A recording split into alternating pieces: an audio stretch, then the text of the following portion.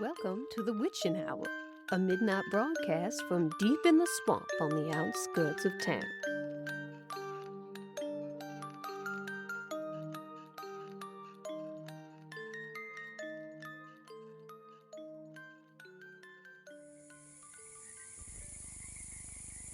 The Witching Hour is now hiring new reporters. Does local news excite you? Will you do anything short of a felony to get a good story? Then join our team and get hands-on experience in the field.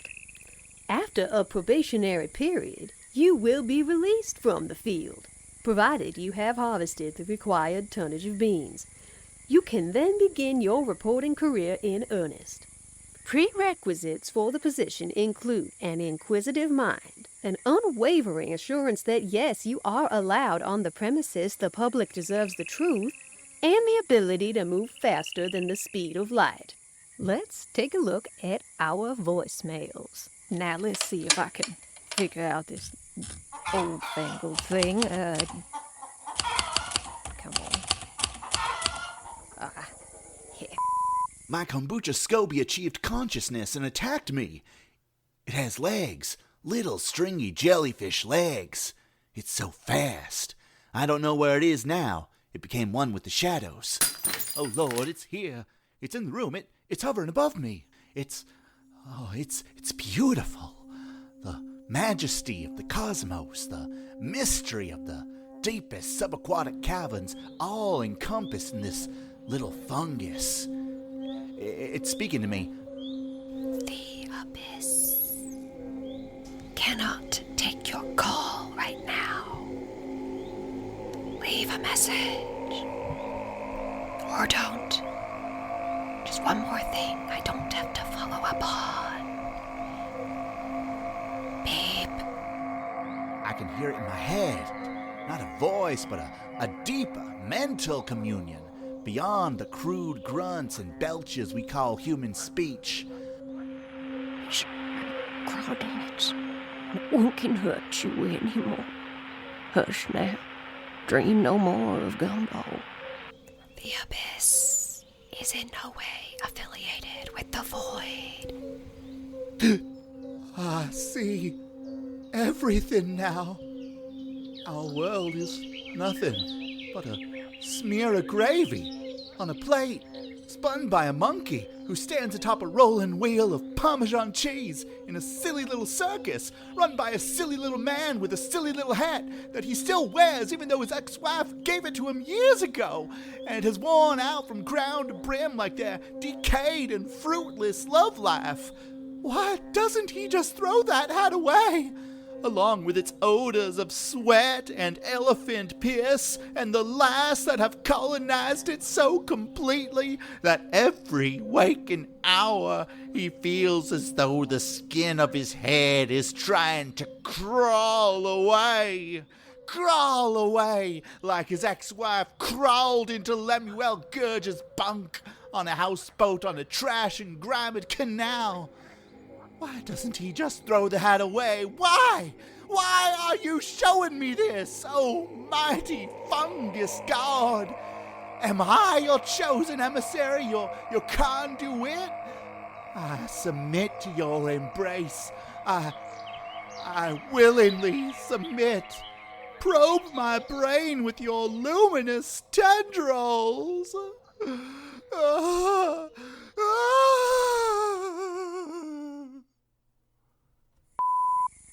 Well, whatever's going on there, it seems to be happening with consent. Has this ever happened to you? You go to the pantry for your rapid hair growth serum, throw it back without a second thought, then realize as your flesh wrinkles, your teeth fall out, and your muscles atrophy that you may have accidentally ingested a rapid aging serum, which incidentally does make your hair grow at an alarming rate before it thins, whitens, and falls out. At that point, the dementia kicks in and you no longer remember if this has ever happened to you. Mishaps such as these can easily be avoided by clearly labeling your potions. We have a label maker here in the shack on the outskirts of town. Her name is Wilhelmina.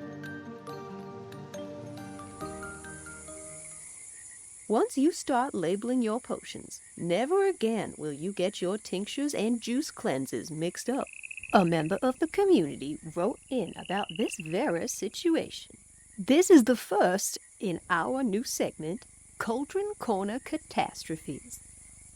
I juiced some celery, spinach, kale, green apples, and added a hint of cayenne pepper for that special kick. Later, I drank what I thought was the celery, spinach, kale, and green apples with a hint of cayenne pepper for that special kick, and experienced what I can only describe as the most extraordinarily painful kick to the guts I've ever experienced. I rushed to my toilet, expecting to void myself from both ends. And void myself from both ends I did, though not via any movement of the bowels that those of the human persuasion typically experience. It turns out I had accidentally ingested a potion I had concocted for a dragon, who had become unfortunately impotent when it comes to breathing fire. The potion worked as intended, and then some. I both vomited and shat fire, which scorched both my innards and the innards of the septic system below. I was launched to the ceiling, where the volcanic power of the flames issuing from my primary orifices kept me pinned, spinning like a human Catherine wheel.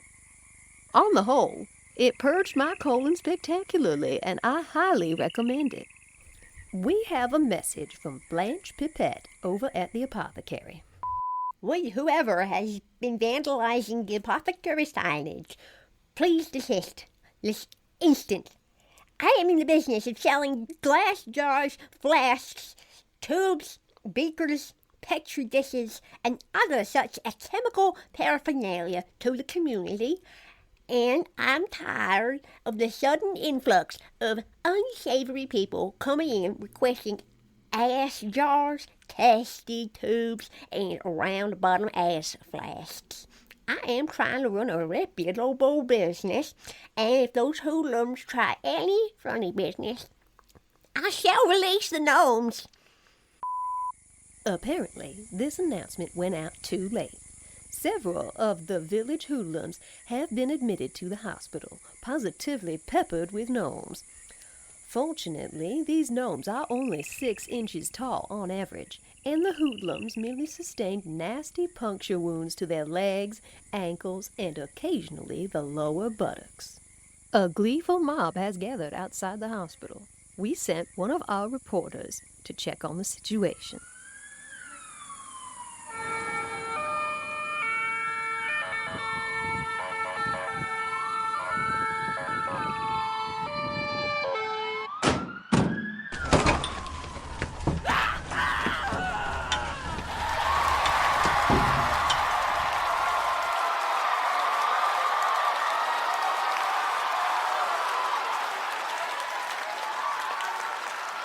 My name is Cletus McGletus. I'm the sentinel of the roundabout. Frequent the bus stop as well. I sit at the bus stop. Sans pants, just to keep the property values at a manageable level. People seem to appreciate it. Anyway, this here seems to be an example of what we call swamp justice, where the punishment fits the crime. They have vandalized Blanche's establishment, and their asses have been vandalized by gnomes. So I consider this to be a beautiful day indeed.